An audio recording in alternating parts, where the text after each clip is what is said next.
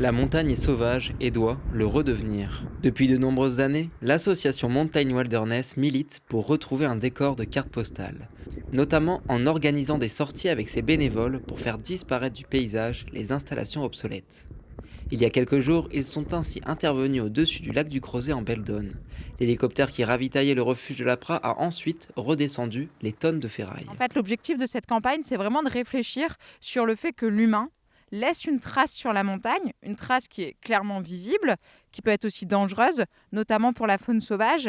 Et du coup, on essaye de faire évoluer la législation.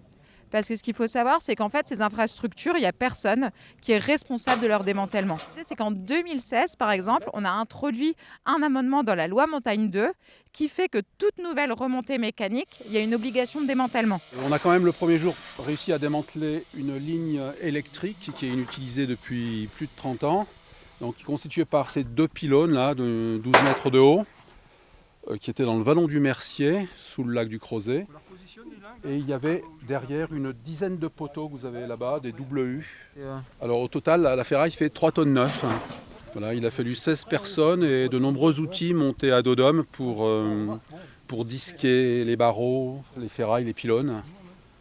Et bien s'organiser pour faire des cocons, comme vous voyez là, voilà, qui sont remplis de tout ce qu'on a ramassé sur place, des câbles, des piquets, des vieux chaudrons. Eh bien, on va peut-être revenir l'an prochain dans Beldon parce qu'il y a encore un peu de travail à faire.